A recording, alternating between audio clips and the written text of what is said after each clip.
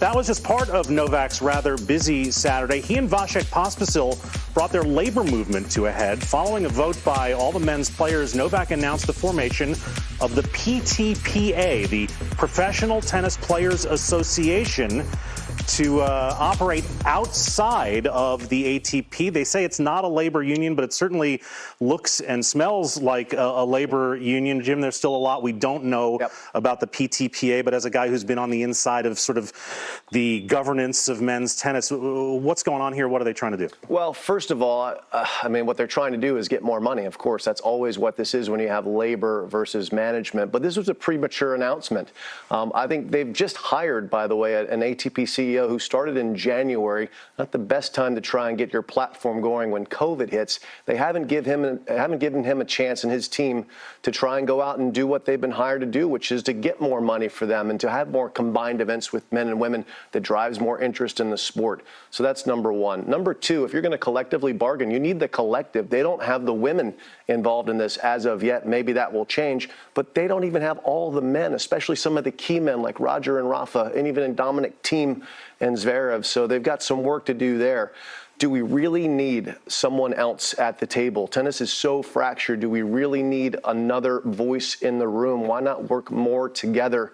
And my last point is this timing was curious at best. We're trying to get tennis back on the good foot in the spotlight. There's so many challenges in the world right now for so many people. Tennis players have it pretty good. Are we really wanting to send the message that we're not getting paid enough? I think it was bad timing.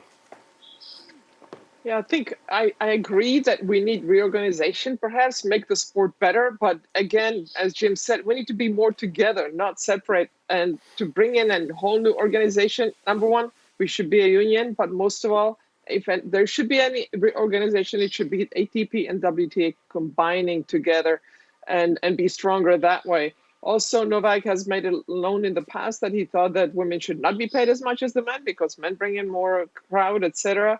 So I just disagree on this on a fundamental thing that women should be paid the same as the men at the majors. And I think we need to work together, not further fracture, as Jim said. Completely agree. Yeah, I think if any athletes want amplified voice and if they want to see more revenue, that's completely reasonable. And I think that in theory, sure, that's what collective bargaining is. But I think we are forgetting this. And I think, Jim, you raised a really good point. You need an employer to be a union. So it's unclear to me, what is this? It's not really a union. It's not a players association. And they don't have the women and they don't have Rafa and Roger.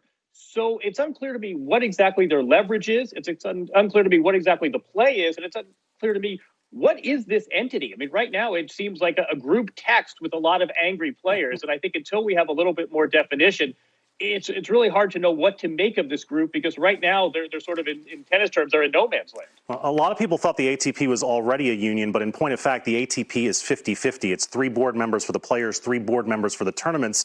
The players want unique representation for their own interests. That's the genesis for this. Whether or not it will work or this is the right time to do it remains to be seen, but we'll follow it as it unfolds.